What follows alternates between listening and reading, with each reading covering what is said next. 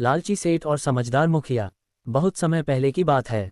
पहाड़ों और हरे भरे खेतों से घिरे सुंदरपुर नाम के गांव में लोग मेहनत और ईमानदारी से अपना जीवन बिताते थे। गांव छोटा था, लेकिन वहां रहने वाले लोगों के दिल बहुत बड़े थे। वे एक दूसरे की मदद करते, सुख दुख बांटते और मिलजुल कर रहते थे। गांव का मुखिया था रामप्रसाद। वह न्यायप्रिय, दयालु और दूरदर्शी व्यक्ति था। गांव का हर छोटा बड़ा फैसला उसकी सलाह से होता था। उसकी सबसे बड़ी खूबी थी कि वह किसी के साथ पक्षपात नहीं करता था। उसी गांव में एक बहुत अमीर व्यापारी रहता था, जिसका नाम था सेठ धनराज। उसके पास अनाज के बड़े बड़े गोदाम, कई बैलगाड़ियां, सैकड़ों बीघा जमीन और सोने चांदी से भरे संदूक थे। लेकिन जितना धन उसके पास था, उससे कहीं अधिक लालच उसके मन में था। धनराज हमेशा सोचता रहता, अगर मेरे पास पूरे गांव की जमीन भी आ जाए तब भी कम है। गांव वाले उससे डरते थे, क्योंकि वह पैसे के दम पर गरीबों की मजबूरी का फायदा उठाता था। एक वर्ष बारिश बहुत कम हुई। खेत सूख गए, तालाबों का पानी घटने लगा, किसानों की फसलें बर्बाद होने लगीं। लोग चिंता में थे। मुखिया रामप्रसाद ने पंचायत बुलाई। हमें मिलकर इस संकट का सामना करना होगा। जिसके पास अनाज अधिक है वह जरूरतमंदों की मदद करे। सभी लोग तैयार हो गए। लेकिन सेठ धनराज मुस्कुराया। मैं अपना अनाज क्यों बांटूं? मैंने मेहनत से कमाया है। जब कीमत बढ़ेगी तब बेचूंगा। मुखिया ने समझाया, सेठ जी, धन का असली उपयोग लोगों की भलाई में है। धनराज बोला, मुझे व्यापार करना आता है, दान नहीं। रात के अंधेरे में सेठ ने अपने नौकरों को बुलाया। सारा अनाज गोदाम के अंदर वाले तहखाने में छिपा दो। किसी को पता नहीं चलना चाहिए कि मेरे पास कितना अनाज है। नौकरों ने वैसा ही किया। अब गांव में अनाज की भारी कमी हो गई। जो थोड़ा बहुत बचा था उसे सेठ ने दोगुनी और फिर तिगुनी कीमत पर बेचना शुरू कर दिया। गरीब किसान अपनी गाय, बैल और यहाँ तक कि घर के बर्तन तक बेचने लगे। मुखिया की चिंता। मुखिया रोज गांव का हाल देखता। बच्चे भूखे थे, बुजुर्ग परेशान थे। एक दिन उसने अपने विश्वसनीय साथी गोपाल से कहा, मुझे लगता है सेठ अनाज छिपा रहा है। गोपाल बोला, लेकिन सबूत कहाँ है? मुखिया मुस्कुराया, सच ज्यादा दिन छिपता नहीं। बूढ़े साधु का आगमन। कुछ दिनों बाद गांव में एक वृद्ध साधु आए। उन्होंने गांव की हालत देखी। मुखिया ने उनका सम्मान किया। साधु ने पूछा, गांव दुखी क्यों है? मुखिया ने सारी बात बता दी। साधु बोले, जिसका लालच बढ़ जाता है उसका विवेक कम हो जाता है। ऐसे व्यक्ति को उसकी ही चाल से सबक सिखाना पड़ता है। साधु ने मुखिया के कान में एक योजना बताई। अगले दिन पूरे गांव में खबर फैल गई, राजा के सैनिक आने वाले हैं।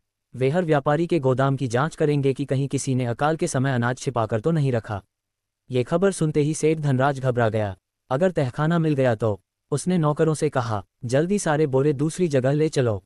रात भर बैलगाड़ियां चलती रहीं। मुखिया पहले से तैयार था। गांव वालों ने देखा कि रात में सेठ के गोदाम से सैकड़ों बोरे निकाले जा रहे हैं। अब सब समझ गए कि सेठ ने अनाज छिपाकर रखा था। सुबह पंचायत बैठी। मुखिया ने पूछा, सेठ जी, यदि आपके पास अनाज नहीं था तो रात में इतने बोरे कहाँ ले जाए जा रहे थे? सेठ के पास कोई जवाब नहीं था।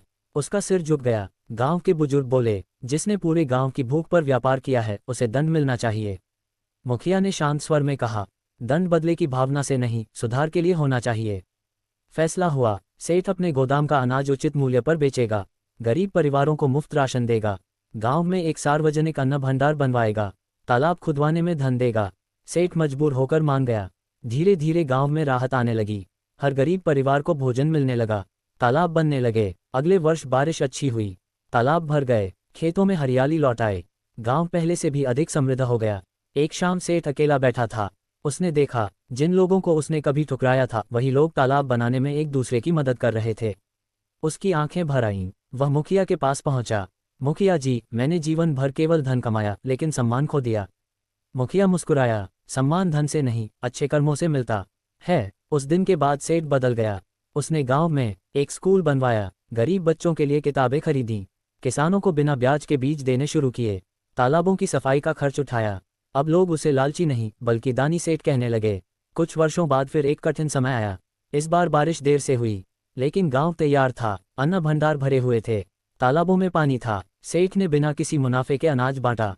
मुखिया ने मुस्कुराकर कहा, देखा सेठ जी, जो धन लोगों के काम आता है वही सबसे बड़ा धन होता है। सेठ ने हाथ जोड़कर कहा, आपने मुझे सिखाया कि लालच कभी किसी को अमीर नहीं बनाता, बल्कि इंसानियत ही सबसे बड़ी संपत्ति है। सालों बाद सुंदरपुर पूरे इलाके में आदर्श गांव बन गया। लोग वहां ये सीखने आते कि संकट के समय एकता, ईमानदारी और दूरदर्शिता कैसे गांव को बचा सकती है। मुखिया रामप्रसाद का नाम सम्मान से लिया जाता था और सेठ धनराज की कहानी बच्चों को ये समझाने के लिए सुनाई जाती थी कि लालच का अंत हमेशा पछतावे में होता है, जबकि उदारता और न्याय इंसान को सच्चा सम्मान दिलाते हैं। लालच इंसान की बुद्धि को ढक देता है, जबकि ईमानदारी, न्याय और परोपकार जीवन को सच्ची समृद्धि और सम्मान प्रदान करते हैं।